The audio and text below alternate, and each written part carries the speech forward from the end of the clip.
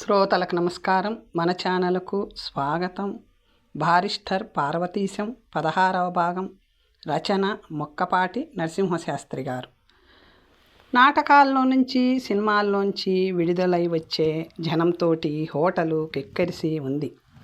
ఎక్కడైనా కూర్చోవడానికి ఒక్కడికి కూడా చోటే లేదేమో అనిపించింది. చాలామంది అక్కడున్న స్త్రీ పురుషాదులు ఇటువంటి దృశ్యానికి అలవాటు పడిన వాళ్ళైనా మా కేసి వింతగా చూడడం మొదలెట్టారు. నాకు కొంచెం బెదురుగాను సిగ్గుగాను ఉన్నది. నేను కొత్తవాడినని, ఈ అమ్మాయే సాహసించి నన్ను వెంట వేసుకొచ్చిందని అనుకున్నారని నా అనుమానం. ఇక్కడ చాలా ఇరుగ్గా ఉన్నట్టుంది. పోని ఇంకో చోటికి ఎక్కడైనా వెడదామా అన్నాను ఆ అమ్మాయితో. ఇంకో 2 గంటల దాకా ఎక్కడికి వెళ్ళినా ఇలాగే ఉంటుంది. చూద్దాంలేండి, మనకిక్కడ చోటు దొరక్కపోదు. అప్పటికే 11:30 అయింది. తెల్లవారుజామున 2-3 గంటల వరకు ఇలా జనం వచ్చి ఏదో వెతుకుతూ మెక్కుతూ తాగుతూ తెల్లవారుజామున 3 గంటల దాకా కాలక్షేపం చేస్తారు కాబోలు. అప్పటి వరకు ఈ తిండేమిటి, ఈ తిరగడమేమిటి, వీళ్ళు నిద్రెప్పుడు పోతారు, ఉదయాన్నే పనిలోకి ఎప్పుడు పెడతారు? వీళ్ళ వ్యవహారమంతా తలక్రిందులుగా కనబడుతుంది. వీళ్ళేదో పెద్ద నాగరికులు అనుకొని వస్తే ఇలా ఉన్నారేమిటి, ఇదేమి నాగరికత అనుకున్నాను. ఇంతలోనే ఒక ఖాళీ స్థలం కనిపెట్టింది నా స్నేహితురాలు. నా చేయి పట్టుకొని గబుక్కున అక్కడికి లాక్కెళ్ళింది.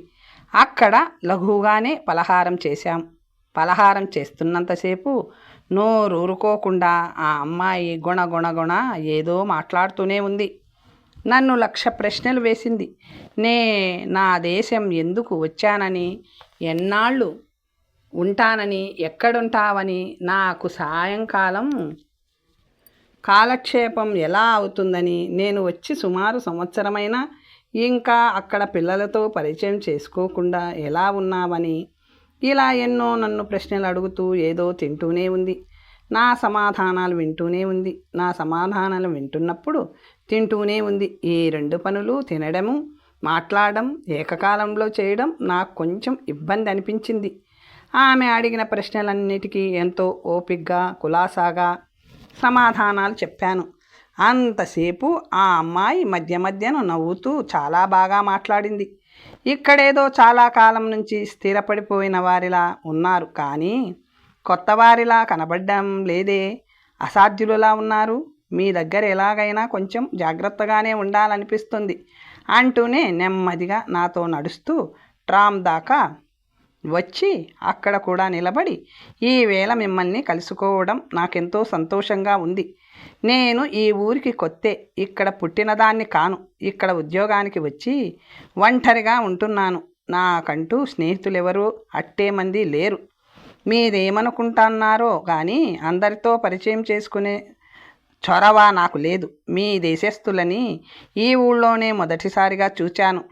ఎవరితోటైనా పరిచయం చేసుకొని మీ దేశం సంగతి సందర్భాలు తెలుసుకుందామని ఎంతో కుతూహలపడుతున్నా. ఎవరితోటి తెగించి మాట్లాడలేకపోయేదాన్ని. నేనిది వరకు చూసిన వాళ్ళు చాలా గడుసరులు, తొందరపాటు మనుషుల్లా కనపడ్డారు. అందుచేతను ఒకరిద్దరు నాతో మాట్లాడడానికి ప్రయత్నం చేసినా నేను మాట్లాడకుండా చక్కా పోయేదాన్ని. మీరెందుకో చాలా పసివారుగను అమాయకులగును కనబడ్డారు. అందుచేతను సాహసించి మీతో మాట్లాడాను. మీరేమనుకున్నారో ఏమిటో. ఇంక మనకు ఎవరి దారి వాళ్ళది. నేను ఒంటరిదాన్ని. ఇప్పటికే ఇంటికి ఎందుకు రాలేదా అని మా లాండ్ లేడీ ఏవేవో ఊహించుకుంటుంది. అందుచేతను ఇంక నాకు సెలవిస్తారా అంది. నాకు ఆ అమ్మాయిని చూస్తే, చెప్పిన మాటలు వింటుంటే ఆ అమ్మాయి చెప్పినదంతా నిజమనిపించింది. మీ పరిచయం నాకు చాలా సంతోషదాయకంగానే ఉంది. అప్రయత్నంగానే ఆప్తులెవరో ఒకరు తటస్థపడుతుంటారు అని అన్నాను. ఇక మనం కలుసుకునే అవకాశం ఉండదు కాబోలంది ఆ అమ్మాయి కొంచెం దీనవదనంతో. ఎందుకుండదు, మళ్ళీ ఏ సినిమాలోనో ఏ నాటకంలోనో అన్నాను నవ్వుతూ.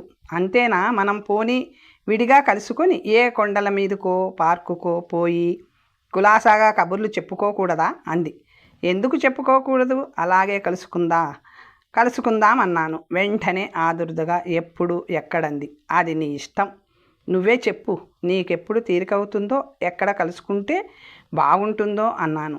ఆ అమ్మాయి ఎంతో సంతోషంతో, అయితే మనం రేపు మాకు సెలవు కూడాను కనుక రేపు మధ్యాహ్నం 4 గంటలకు కలుసుకుందామా?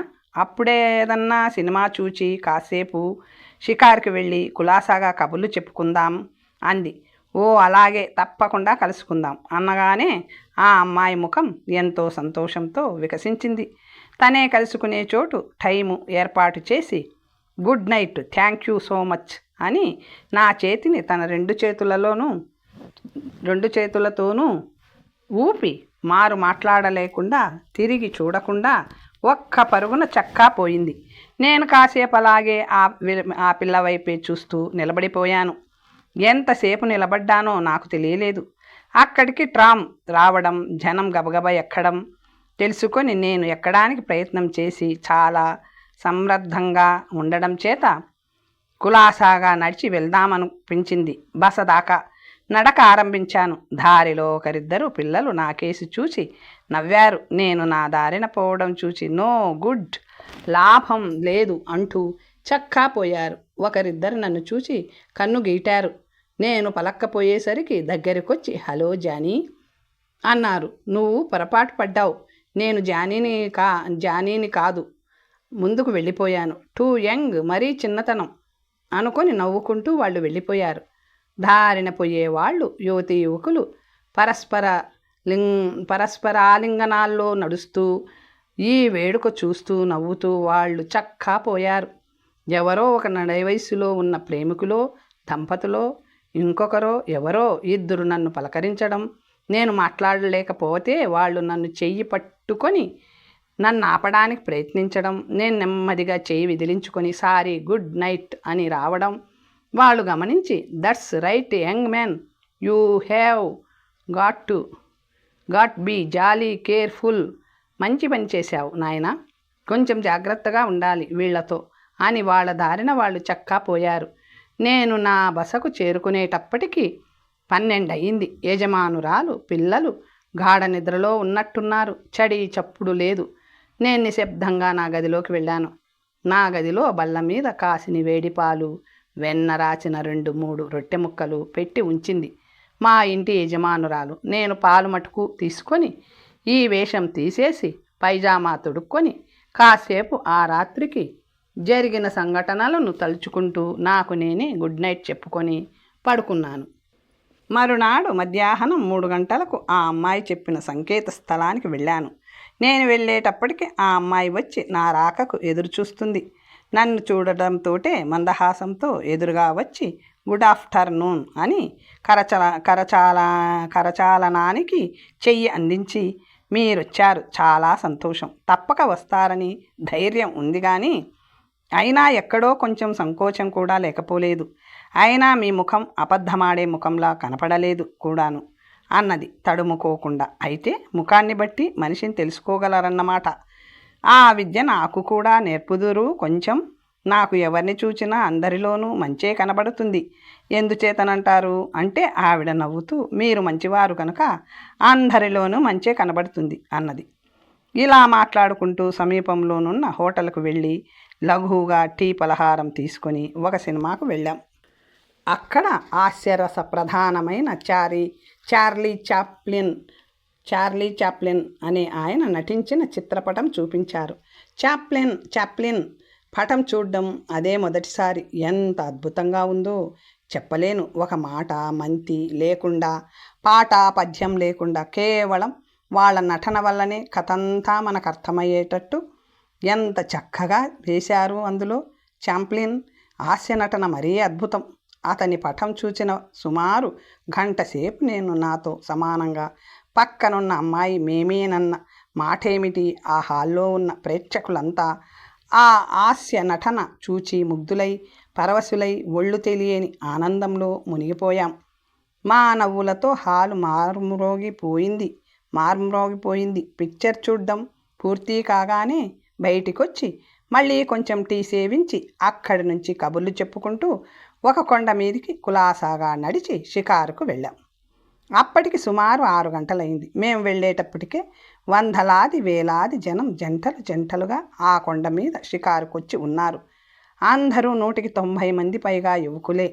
యువతీ యువకులంతా ఒక ఆడామగా కూడబలుక్కొని ఉండిపోయినట్లు తలో చోట నిర్భయంగా నిశంకంగా కూర్చొని ఒకళ్ళనొకళ్ళు ఆలింగనం చేసుకొని నవ్వుతూ కబుర్లు చెప్పుకుంటూ సినిమాలలోనూ నాటకాల్లోలాగా పరవశులై ఆ కొండ మీదను ఎవరి మట్టుకు వారు తమరొక్కరే ఉన్నట్టుగా భావించుకొని బాహ్యాన్నంతా మరచి ఆనందిస్తూ కూర్చున్నారు.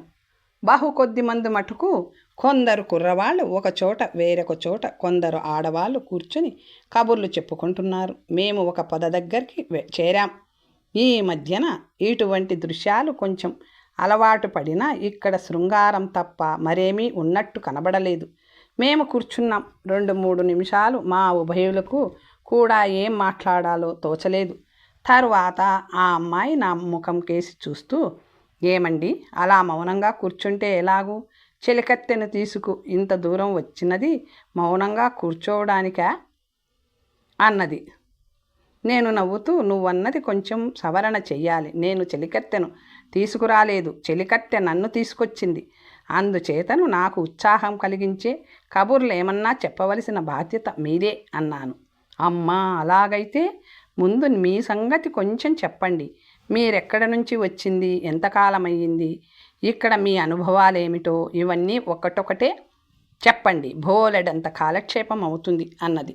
కాలక్షేపమే అవుతుందో మీకు తలనొప్పే వస్తుందో అన్నాను.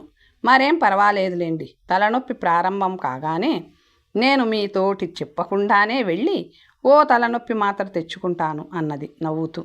ఈ రీతిగా మొదలైన పరిచయ వాక్యాలతో 2-3 గంటల సేపు నేనేం మాట్లాడానో, ఆ అమ్మాయి ఏం మాట్లాడిందో, ఎవరో ఒకరం ఏం మాట్లాడామో తెలియకుండానే పరస్పర పరిచయం సంభాషణలో కాలమింత వేగంగా పరిగెడుతున్న సంగతి మాకు తెలియకపోయినా మా కడుపులు మాకు గుర్తు చేసినాయి. మేమిద్దరం లేద్దామా అని ఏకకంఠంతో అనుకొని లేచాక అనగా నేను ముందు లేచి ఆ అమ్మాయికి నా చెయ్యి అందించి లేవదీసి నెమ్మదిగా హోటల్ వైపు సాగాం. అక్కడ పలహారం చేసి ఎవరిని దారిన వాళ్ళం మళ్ళీ ఎప్పుడో కలుసుకుందామనుకొని విడిపోయాం. ఇంటికి వచ్చి ఆలోచించుకుంటూ చాలాసేపు కూర్చున్నాను. ఆ అమ్మాయి చాలా బుద్ధిమంతురాలు, నెమ్మదైనదిగా కనపడ్డది. నాటకశాలలో కనబడిచిన చొరవ ఈ మాటేమీ ప్రదర్శించలేదు. దగ్గరకు రావడానికి కానీ, మాటలలో కానీ, చేతులలో కానీ ఏ ప్రయత్నం చేయలేదు. ఏదో ఒక కొత్త మనిషితో పరిచయం కోసం వచ్చినట్టున్నది, కానీ అంతకంటే ఏమీ ఆశించినట్టు ఎటువంటి సూచన కనబరచలేదు. నాలాగునే ఆమె ఒంటరిగా ఉంది. కాలక్షేపం కోసం వచ్చిందనే అనుకున్నాను. ఇలా అనుకుంటుండగా మా ఇంటి ఆవిడ కూతురు నెమ్మదిగా లోపలికి వచ్చి, ఏమండి సేమ్ గారు, ఏమిటి ఆలోచిస్తున్నారు? మీరు చదువుకోవడం లేదు, పడుకోనూ లేదేం అన్నది. నా మాటకేం కానీ నువ్వెందుకు పడుకోలేదు ఇంకాను? చిన్నపిల్లలందరూ కొన్ని గంటల క్రితమే పడుకొని నిద్రపోవాలి కదా అన్నాను. నిజమే సుమండి, అయితే మీరే చెప్పారుగా చిన్నపిల్లలని, అది మనకు వర్తించదులేండి. ఇంతకు మీ సంగతేదో చెబుదురు. మీరెక్కడికి వెళ్ళినది, ఏం చేసింది చెప్పాలి నాకు. నిద్ర రావడం లేదు అన్నది.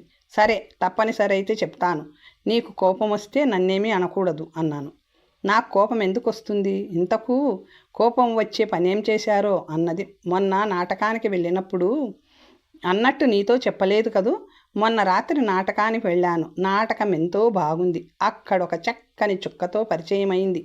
ఎంత బాగుందనుకున్నావు అమ్మాయి అన్నాను ఈ అమ్మాయి ముఖం కేసి చూస్తూ. ఈ పిల్ల మొహంలో వికాసం, ఉత్సాహం తగ్గి కొంచెం ఆగ్రహం పొడచూపింది. పోనీలేండి, ఎంత బాగుంటే నాకెందుకు, కనపడ్డదేం పాపం, పరిచయం అయ్యిందేం. అయితే ఈవేళ ఆ అమ్మాయితో షికారుకి వెళ్ళారా అంది కొంచెం చురుగ్గా. అవును, ముందు పలహారం చేసి తరువాత సినిమాకెళ్ళి ఆ తర్వాత కొండల మీదకి షికారుకెళ్ళి కులాసాగా కబుర్లు చెప్పుకొని మళ్ళీ పలహారం చేసి ఇక్కడికొచ్చి ఆ అమ్మాయి సౌందర్యం గురించి, సంభాషణ చాతుర్యాన్ని గురించి ఆలోచిస్తూ కూర్చున్నాను అన్నాను. ఓహో, అలాగా, పాపం, మీ ఆలోచనలకు అడ్డొచ్చాను, మన్నించండి. ఇదా మీ వ్యవహారం? ఇప్పుడు తెలిసిందిలేండి మీ సంగతి. మా అమ్మతోటి చెప్పి మీ సంగతంతా మీ ఇంటికి ఉత్తరం రాయించకపోతే అడగండి. అమ్మాయట అందంగా ఉందట. ఉండదు మరి. మీలాంటి కుర్రాళ్ళకి విదేశాల నుంచి వచ్చిన వాళ్లకు అక్కడ అందరూ అందంగానే కనపడతారు. అసలు అందం అంటే ఏమిటో మీకు తెలిస్తేగా. అందమట అందం అని రుసరుసలాడుతూ గిర్రున తిరిగి వెళ్ళిపోతున్న పిల్లను రెక్క పట్టుకొని వెనక్కి లాగా. కొందరు పిల్లలు కోపం వచ్చినా అందంగానే ఉంటారు సుమా అని దగ్గరకు తీసుకుని బుగ్గ మీద చిన్న ముద్దు పెట్టుకున్నాను. చాలండి, సంతోషించాం.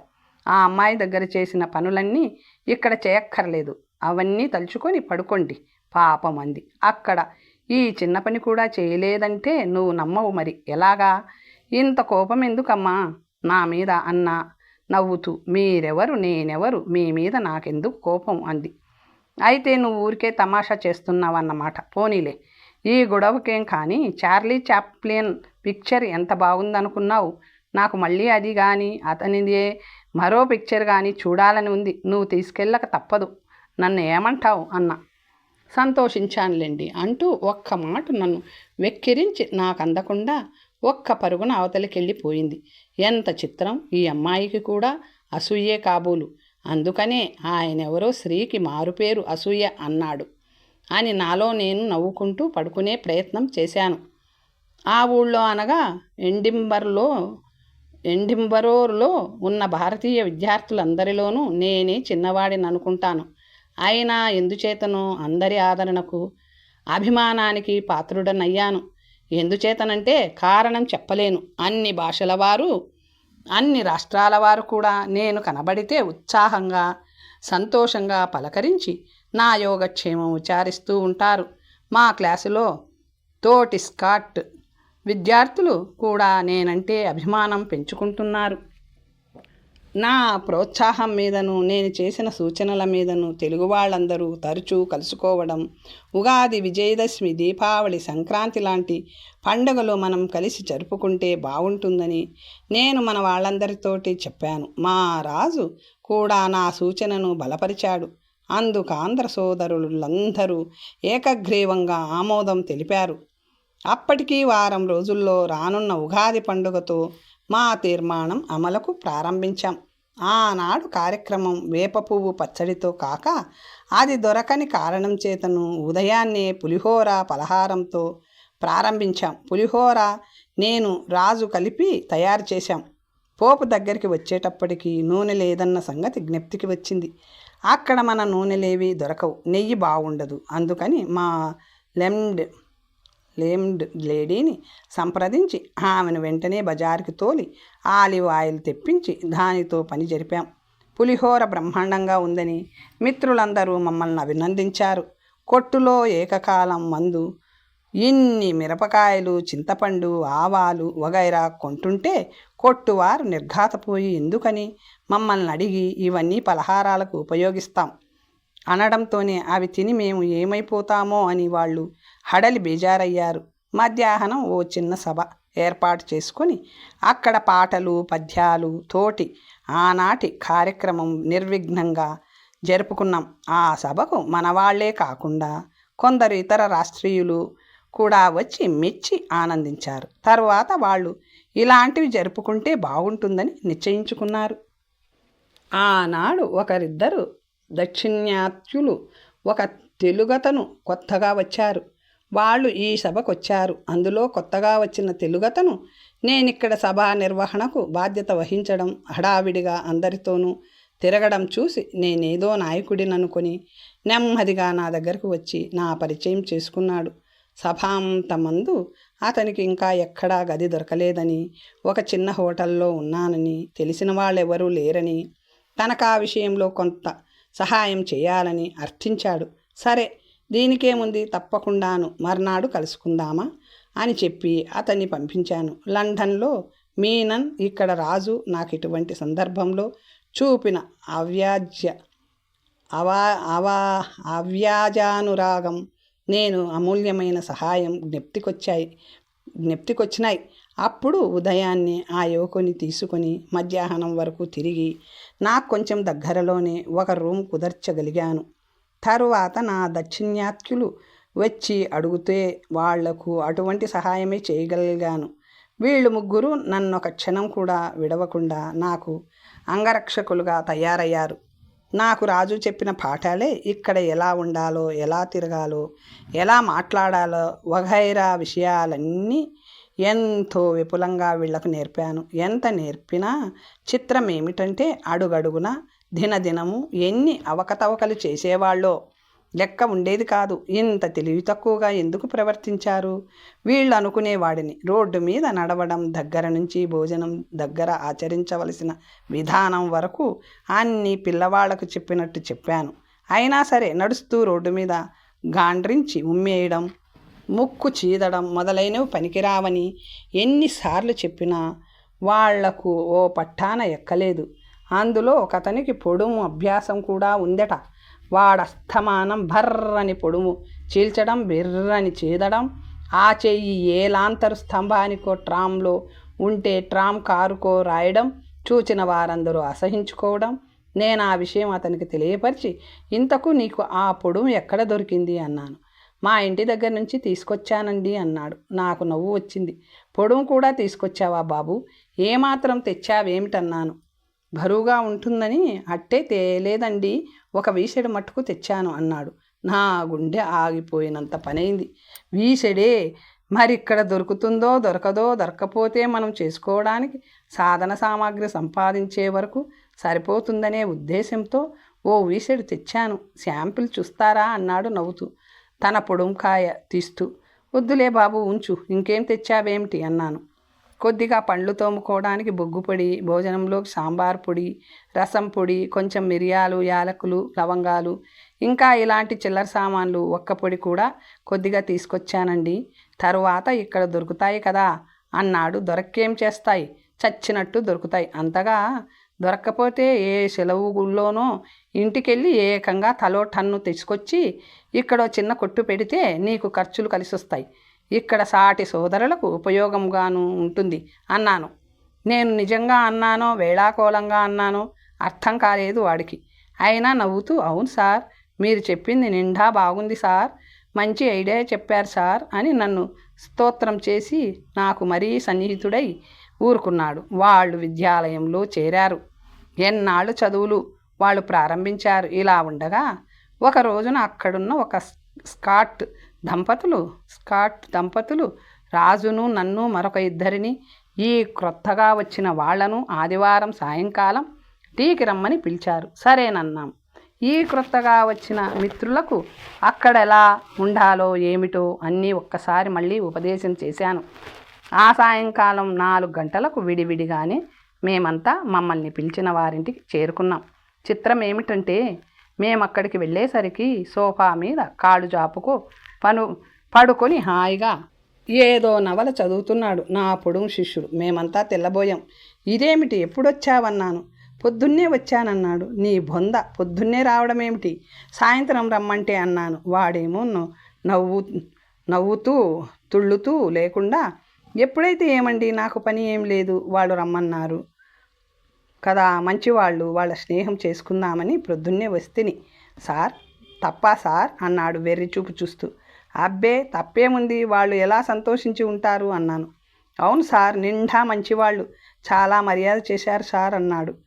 ఇంతట్లోకే యజమానురాలు వచ్చి పరస్పరం గుడ్ ఈవినింగ్, గుడ్ ఆఫ్టర్నూన్లు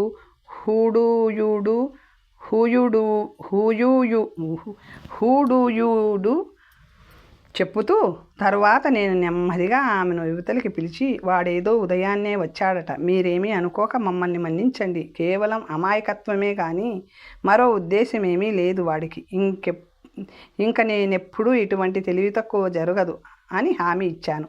ఆమె నవ్వుతూ, దీనికి మీరింత బాధపడ్డం ఎందుకు, పర్వాలేదులేండి, ఏదో తెలియక వాళ్ళు ఊళ్ళో చుట్టాలింటికి వెళ్ళినట్టు వచ్చాడిక్కడికి, తప్పేముంది అన్నది. ఎంత గడసరివమ్మ అని లోపల అనుకొని, మీరింత అర్థతతో అర్థం చేసుకొని ఆదరించినందుకు చాలా సంతోషమండి, మేమంతా చాలా కృతజ్ఞులం అన్నాను. ఇంతలో టీ రెడీ అయిందని పిలుపు వచ్చింది. టేబుల్ మీదను మామూలుగా అందరికీ ఖాళీ ప్లేట్లు, స్పూన్లు వగైరా పెట్టి పదార్థాలు వేరే ప్లేట్లలో ఆ బల్ల మీదనే అమర్చబడి ఉన్నాయి. ఎవరెవరికి కావలసినవి వారు స్పూన్లు, ఫోర్కులు సహాయంతో తీసుకొని వాళ్ళ ప్లేట్లలో పెట్టుకోవాలి. మేమందరం అలా పెట్టుకోవడం చూసి కూడా ఈ ముక్కు పొడుంగాడు గబుక్కున ఒక కేకు చేత్తో అందుకొని కొరుక్కొని మరీ కొన్ని కూడా తన కంటికి నచ్చినవి తన ప్లేట్ నిండా పెట్టుకొని చేత్తోటే కొరుక్కొని తినడం ఆరంభించాడు. అందరూ నిర్ఘాతపోయారు. మేమతనికి ఇలా కూడదని చెప్పడానికి ప్రయత్నించాం. అతడు మాకు ఆ అవకాశం ఇవ్వలేదు. ఇంతట్లోకే యజమానురాలు కల్పించుకొని ఇలా కత్తి ఫోర్కుతోటి తీసుకొని నోట్లో పెట్టుకుంటే వీలుగా ఉంటుందేమో, ప్రయత్నించి చూడండి మందహాసంతో. అబ్బే, ఎందుకు పోనిద్దురు, హాయిగా దేవుడిచ్చిన చేతులుండగా ఇవన్నీ ఎందుకండి, చేతితోటి తినడమే సహజమైన పద్ధతి, సుఖమైన పద్ధతి అన్నాడు. ఇంకా ఏమనగలం అలాంటి వాడితోటి?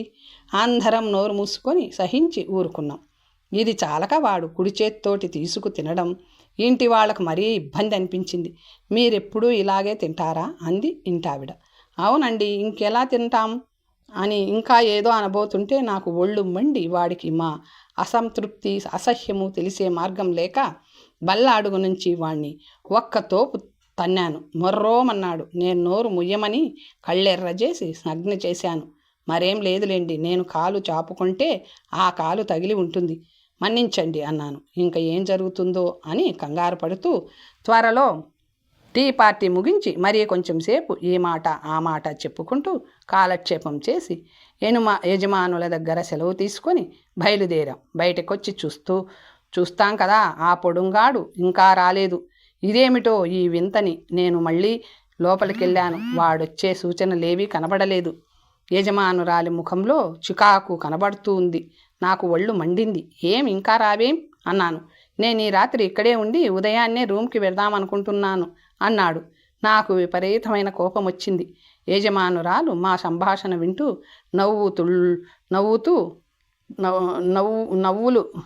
నవ్వుతూ లేకుండా అక్కడే నిలబడింది. ఏమిటి, ఈ రాత్రి ఇక్కడే ఉంటావా? నీకేమైనా మతిపోయిందా ఏమిటి? మీ సౌఖ్యమే కానీ వారి ఇబ్బందులేవి గమనించక్కర్లేదా? ఉదయాన్నే రావడమే ప్రథమ తప్పిదం. తరువాత మరికొన్ని ఘోరాలు చేశావు. ఇవన్నీ చాలక మళ్ళీ రాత్రి ఇక్కడే పడుకుంటానంటావేమిటి? చుట్టానివై వచ్చి దయ్యమై పట్టుకున్నట్టు వారిక్కడ ఇంకో మంచం, పరుపు, రగ్గులు అన్నీ ఇక్కడ అమర్చి ఉంటాయనుకున్నావా? రా వెడదాం అన్నాను. పోనిద్దురు, మంచం లేకపోతే నేను వారి మంచం కింద పడుకోగలను అన్నాడు. యజమానురాలు నవ్వు ఆపుకోలేక అవతలికి పరిగెత్తింది. నేను వీడిని రెక్కపట్టుకొని వాడి కోటు హేటు తీసుకోమని మాట్లాడకుండా బయటికి ఈడ్చుకొచ్చాను. వాడు లాభం లేదనుకొని కిక్కురమనకుండా చక్కా వచ్చాడు. ఇంకను వాడిని ఏం లాభమని మళ్ళీ పట్టుకుని వెనక్కు తిరిగి రాక తిన్నగా ఇంటికి కెళ్ళు, కాసేపు ఉండి నేను మళ్ళీ వచ్చి చూస్తాను. నువ్వు నీ గదిలో కనబడకపోతే నువ్వెక్కడున్నా వెతికి పట్టుకొని డొక్క బద్దలు చేస్తాను, జాగ్రత్త అని వాడిని ముందుకు తోశాను. మా దారిన మేము ఎవళ్ల బసకు వాళ్ళం చేరుకున్నాం. వాడు తిన్నగా ఇంటికి పోయాడు. ఈ వ్యవహారమంతా ఊళ్ళో ఎలా పాకిందో తెలియదు కానీ మళ్ళీ ఎవళ్ళు ఏ పార్టీకి వాడిని పిలవలేదు. దేశం కాని దేశంలో ఉన్నప్పుడు ఆ దేశస్థులకు అనుగుణంగా ఉండేటట్టు మనం మసులుకోకపోతే ఎలాగో చెప్పండి. ఒక రోజున ఏదో సెలవొచ్చింది. కాలేజీలు, ఆఫీసులు, ఫ్యాక్టరీలు వగైరా సమస్త మూసేశారు. ఏటేటా వచ్చే సెలవేనటది. ఆ రోజున పొరుగుళ్లను పోయేవాళ్లతో రైళ్లు కిక్కిరిస్తూ ఉంటాయి. ఏ రైలు స్టేషన్లో చూసినా స్టేషన్ నిండా జనమే. ఊళ్ళో ఏ పని లేకుండా తిరిగే జన సమూహాలతో హోటళ్ళు, సినిమాలు, విహార స్థలాలు, వినోద స్థలాలు, క్రీడా స్థలాలు, వ్యాఖ్యాలకెళ్ళే కొండలు, పార్కులు, ఎక్కడ చూసినా నేల ఈనినట్టు స్త్రీ పురుషాదులతో బాలికలతో నిండిపోయి ఉంటవి. చిత్రం ఏమిటంటే ఇంత జన సంరద్ధం ఉన్నా ఎక్కడా త్రొక్కిడి కానీ, ఒకళ్ళనొకళ్ళు తోసుకోవడం కానీ, చిల్లర దెబ్బలాటలు కానీ, ఒకళ్ళనొకళ్ళు మాట అనుకోవడం కానీ కనిపించదు. ఇంతమంది జనమున్నా మన తీర్థాల్లో ప్రజల్లో లాగా ఇక్కడి జనం మైమర్చి సంచరించరు. అందరూ ఏకకంఠంతో మాట్లాడినా శబ్దమైనా వినపడదు. అక్కడక్కడ నవ్వులు మటుకు వినబడతాయి. జన సమూహం ఊరమ్మట భలాదూరు తిరిగేవారు తిరుగుతుంటే ఆరు బయట ఆడుకునే ఆటలు, టెన్నిస్, బ్యాడ్మింటన్ వగైరాలు ఆడుకునేవాళ్ళు. సెలవు రోజు గనుకను రోజంతా ఉండే సినిమాలకు వెళ్ళేవారు. ఊరి కబుర్లు చెప్పుకుంటూ రోడ్లంట తిరిగేవాళ్ళు బట్టలు వస్తువులు వగైరా సామాన్లతో నిండి ఉన్న పెద్ద దుకాణాల దగ్గర నిలబడి అద్దాల తలుపుల వెనుక అందంగా అమర్చబడిన వస్తు సముదాయాన్ని గంటల తరబడి చూస్తూ నిలబడే శ్రీజనం వీళ్ళని చూస్తూ ఆనందించే నా బోటి ఏకాకులతో రోడ్లు కిటకిటలాడుతూ ఉన్నాయి.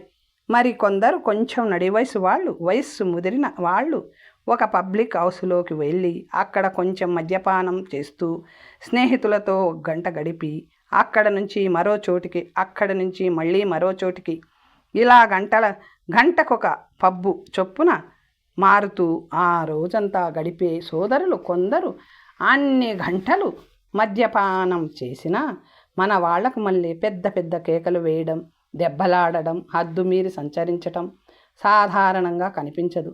మేము అంటే మన దేశస్థులం ఇంట్లో చదువుకుంటూ కూర్చొనో స్నేహితుల ఇళ్లకు వెళ్ళో కాలక్షేపం చేసుకుంటూ సాయంత్రం కొండ మీదకు బయలుదేరాం. నేను బయలుదేరి యువతలకు వచ్చేటప్పటికి మరికొందరు మిత్రులు కూడా కలిసి ఈవేళ చెడుగుడు ఆడాలని బయలుదేరాం. వేడుతుంటే ఒక విచిత్రమైన తమాషా జరిగింది. రోడ్డు మనుష్యులతోటి వివిధ వాహనములతోటి కిక్కిరిసి ఉన్నది. రోడ్డు ఈ ప్రక్క నుంచి ఆ ప్రక్కకు వెళ్ళడం చాలా కష్టంగాను ప్రమాదభరితంగాను కనపడ్డది. అయినా ఒక చోట దాటాక తప్పనిసరి ఆ ప్రయత్నం మీదే ఎవరికి వారే విడివిడిగా తొందరగా దాట ప్రయత్నిస్తున్నాం. నా పక్కనే ఒక నడి వయస్సు దాటిన మనిషి ఈ రోడ్డు దాటే ప్రయత్నంలోనే కొంచెం తూలుతూ నడుస్తున్నాడు. వాడెక్కడ పడిపోతాడో, ఏం ప్రమాదం జరుగుతుందో అనే భయంతో నేను దగ్గరగా వెళ్ళి అతని చేయి పట్టుకొని, రండి నేను జాగ్రత్తగా తీసుకువెడతా, మీకేం భయం లేదు అన్నాను.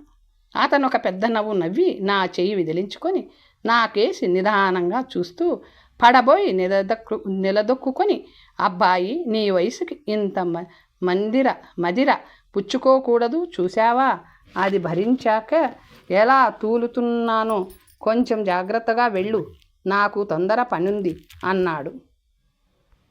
తూలుతూ ముందుకు సాగాడు. బళ్ళ రద్దీ చాలా ఎక్కువగా ఉంది.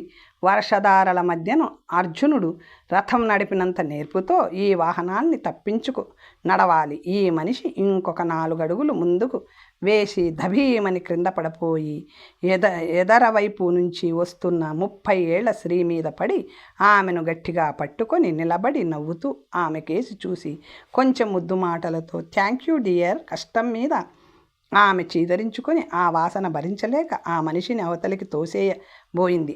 అతను ఆమెను మరింత గట్టిగా పట్టుకొని అన్నాడు, కలిసుంటే నిలబడతాం, విడిపోతే పడిపోతాం అన్నాడు చాలా గంభీరంగా. రోడ్డు దాటుతున్న జనమంతా నిలబడి విరగబడి నవ్వారు. బండ్లు ఎక్కడివక్కడ నిలిచిపోయినాయి. ఆమె ఎంతో సిగ్గుపడిపోయింది. ఎవరో ఎక్కడి నుంచో ఒక కానిస్టేబుల్ వచ్చి ఈ మనిషిని యువతలకు లాగి ఆవిడకు క్షమాపణ చెప్పి జాగ్రత్తగా వెళ్ళమని చెప్పాడు. మేం కులాసాగా నవ్వుకుంటూ చెడిగుడి ఆటకు వెళ్ళాం. అక్కడ మా స్కాచ్ స్నేహితులు కూడా మమ్మల్ని కలుసుకున్నారు. వాళ్ళొక పార్టీగా మేమొక పార్టీగా చెడుగుడి బ్రహ్మాండంగా ఆడాం. చుట్టుపట్ల కొన్ని వందల మంది ప్రేక్షక సమూహం హర్షధ్వానాల మధ్యన నాటి ఆట ఎగ్జిబిషన్ ఆటలా తయారైంది. ఇంకను ఒక రోజున ఎప్పుడో మ్యాచ్ ఏర్పాటు చేయాలని నిశ్చయం చేసుకొని విడిపోయాం. తర్వాత కథ వచ్చే భాగంలో తెలుసుకుందాం. నమస్తే.